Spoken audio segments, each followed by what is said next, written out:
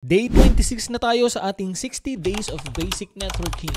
Let's do this! Alright, so let's keep going. Dito sa ating subnetting module or subnetting section, it's getting interesting as we go along, as we move forward with each of the lessons or each of the videos. Pero bago tayo mag-solve ng mga subnetting problems, let's go ahead and refresh. Let's go ahead and, kumbaga, roll back dun sa pinag-usapan natin doon sa IP addressing, which is yung subnet math shortcut. Okay? So, nice. Again, na-discuss na natin to. Uulitin ko lang para ma-refresh ka. Okay? Now, alam natin na when we're looking at the subnet mask, we're using the finger technique. Diba? So, nakataligod sa yung mga daliri mo starting from left. Okay? So, ito yung left ko. 128 yung value niya. We're looking at the values which is color green. So, 128, 192, 224, 240, 248, 252, 254, and 255. So, 8 lang yan. Kasi nga, ang subnet mask is when we transfer it to binary, lahat lang ng ones. Yan lang yung mga pwede nilang maging values when we're looking at the ones. Okay, kaya yan lang yun. 128, 192, 224, 240, 248, 252. Okay, so each octet, ginagawa natin yun. Diba? So yung pinakahuli ones or pinaka last significant ones. Kung saan pumatak, yun yung value ng subnet mask mo. We're good? Okay? So let's get a shortcut. Okay, di ba? Alam natin na yung 255.255.255.0, 24 na ones na magkakasunod yan, di ba? So, yung values ng finger natin, 128, 192, again, tinatapat natin siya kada octet. Pero since sanay na tayo, di ba? Sanay na tayo, alam na natin na kapag puro ones, puro 255 yan, di ba? Alam na natin yan eh, di ba? Pinagdaanan na natin yan. Now, nire-remind ko lang kayo. Okay, this is just a refresh or a review. Diba? So, alam natin, tinatapat natin yun. Diba saan pumatak yung huling number 1 mo? Ayan, 255. 255.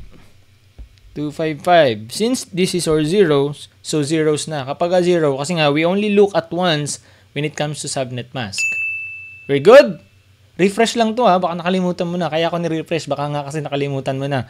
Okay? So, now, when it comes to, for example, in this, so ayan na, naiba na. Diba? So we count the number of ones. Looking at the screen right now, we know that in this one, we have 255. In this one, we have 255.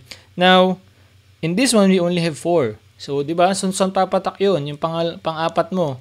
From left. So, 128, 192, 224, 240. Diba?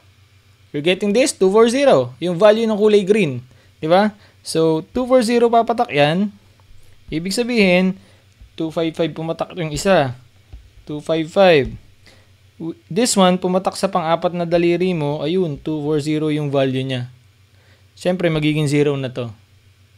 We're good with subnet mask. Naalala mo pa? This is just a refresh. Dapat gets at tanda mo to. Kasi nga, once we go with subnetting, nasa subnetting na tayo. Once we go with solving problems with subnetting, gagamitin natin to. Okay? Including yung nasa taas. Pero, right now, yung subnet mask muna ang focus natin. Okay? Yung kulay green. So, we're good. Kung saan pumatak yung pinakahuling ones mo, titingnan mo lang kung saan daliri siya, tapos kung ano yung value ng kulay green or yung subnet mask values natin. We're good? Okay, now, ayun. Yung 240. Okay? 00 na yan. Right? So, ang magiging subnet mask natin in decimal format, 255.255 240.0. So, huwag nyo kakalimutan na still, 4 na octet pa rin dapat siya. So, huwag nyo kakalimutan isama yung zeros. So, ibig sabihin, .0 siya. Kasi nga, 32 bits dapat ang isang IPv4 eh. Right? Okay. Let's move forward. Now, so, para talagang mas ma-refresh, para talagang mas ganahan ka pa, let's go ahead and do some exercise before we end this refresh or review video or review lesson. Okay? So, we're gonna convert an IP or a subnet mask from decimal, from slash notation to binary format and vice versa. So, I have a given here. We're gonna do this on the fly. Okay? Ngayon ko lang to ginawa. Hindi ko pa nasasagutan. So, let's see kung tama yung sagot ko. Tulungan nyo ako. Okay? Let's go ahead. Okay? So, sa 255.240.0.0. So, yung 240 siya sa nakapesto. Looking at your screen right now, alam natin na 192.224 128, yan, nakakamali na nga ako. 128, 192, 224, 240. So, sa pang-apat. Di ba? So, 4 na ones. Ibig sabihin, yung 255 ko, meron na akong 8 na ones. Plus 4. Ilan? 8 plus 4, 12. So, ibig sabihin, I have 12 /12 here. You get this? 12 na ones. Now, in binary format, kailangan mo lang isulat yung 12 na ones. So, 1, 2, 3, 4, 5, 6, 7, 8. Huwag kakalimutan yung period kasi yun ay, ulitin natin, hindi pala period yan. Kasi yun ay octet division or yun ay groups the IP addresses. Now, since 12 siya, we have 8, 9, 10, 11, 12. Siyempre, yung mga kasunod ng zeros na. Make sure na you complete 8 bits. So, 0 na yung mga kasunod niya, di ba? So, 4, 5, 6, 7, 8. 1, 2, 3, 4, 5, 6, 7, 8. That's it, my friend.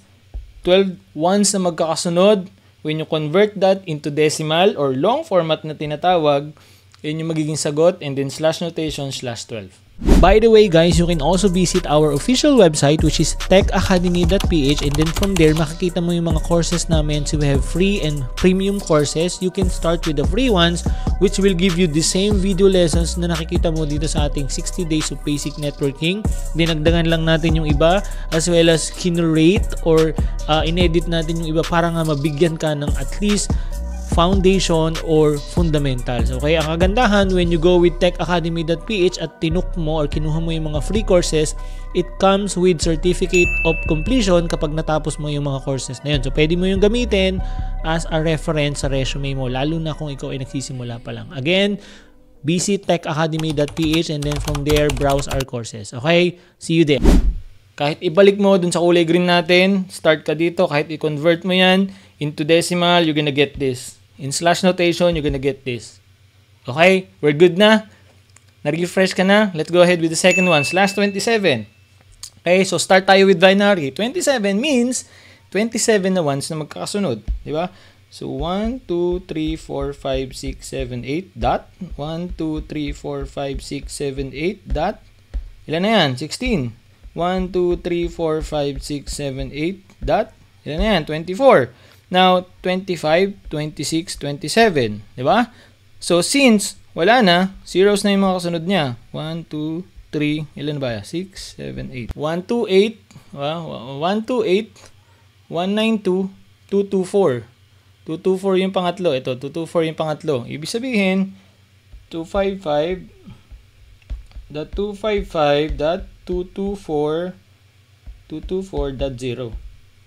Okay, so make sure nasa tamang octet kayo. Kasi nga, nasa last, sobra pala yung IP ko.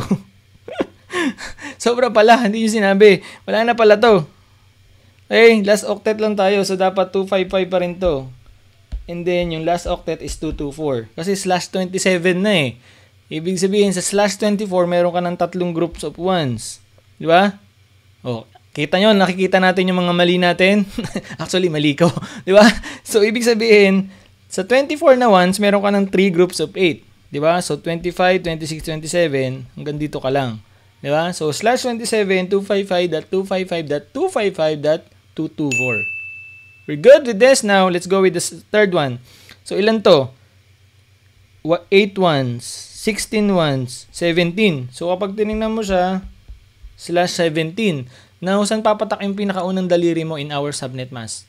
128, di ba? So, third octet tayo. Ngayon, ang decimal niya, 255.128.0. 128, yung pinakaunang daliri mo na yung value ay kulay green. We're good with this? This is just a review, ha? This is just a refresh ng subnet mask natin. Dinaanan na natin to doon sa IP addressing. Right? Dinala ko lang dito kasi nga gagamitin natin to sa pag-compute ng mga subnetted networks natin. Now, let's go with the last one. So, we have 8, 8, 8, 9, 10, 11, 12, 13, 14. No.